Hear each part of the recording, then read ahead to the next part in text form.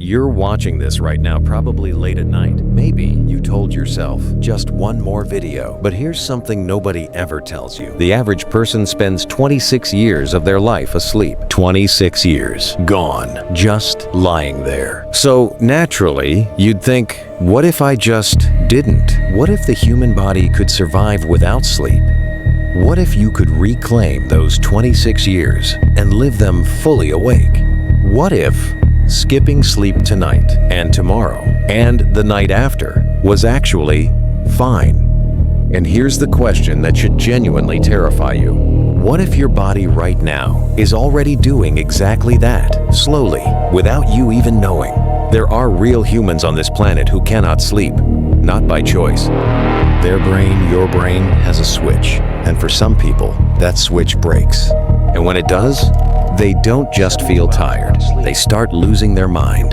They hallucinate. They forget who they are. And then, within months, they die. No dramatic accident. No disease you've heard of. Just the inability to close their eyes. I know what you're thinking. That can't be real. And I know the next question burning in your head right now.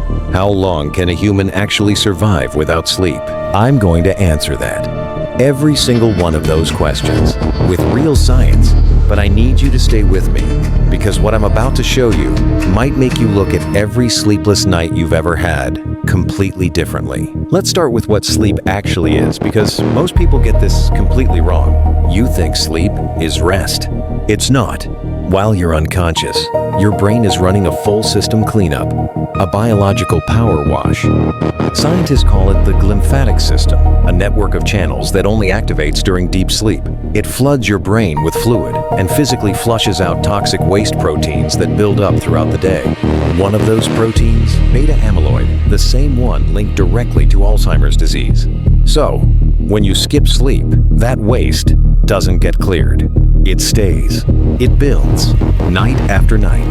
Your brain is slowly drowning in its own garbage. Now, how long until that becomes dangerous? 24 hours without sleep. Your cognitive function drops to the level of someone legally drunk. Reaction time, memory, decision-making, all impaired. 48 hours, your immune system begins shutting down. Your body starts producing stress hormones at dangerous levels. Hallucinations begin at the edges. 72 hours. This is where it gets disturbing. Your brain starts creating its own reality. You see things, hear things. You cannot tell what's real anymore. And this isn't theory. In 1964, a 7-year-old kid named Randy Gardner decided to break the world record for the longest time without sleep. He went 11 days and 25 minutes. By day 4, he thought he was a famous football player. By day 7, he couldn't finish sentences. By day 11, researchers said his brain was essentially creating its own dream state while he was still technically awake. The scariest part? Randy Gardner developed severe chronic insomnia as an adult decades later. He described lying awake for hours every night and called it, in his own words, karmic payback. Guinness World Records eventually banned this category entirely. Too dangerous to even attempt. But Randy Gardner chose this. Now imagine you didn't. There is a real disease. It has a name. Fatal familial insomnia. It starts quietly. Around age 40 or 50, you just stop sleeping well. Then stage 2 hits panic attacks, hallucinations. Your nervous system goes into permanent overdrive. Your heart races. You sweat constantly. Your body temperature spikes for no reason. Stage 3 total insomnia. Complete. You cannot sleep at all. Not for a second.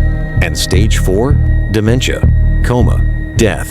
The entire progression from first symptom to death takes 6 to 18 months. No cure. No treatment. Not a single drug can force the brain to sleep. And here is the part that should stop you cold. You could be carrying the gene right now and not know it. It's passed from parent to child.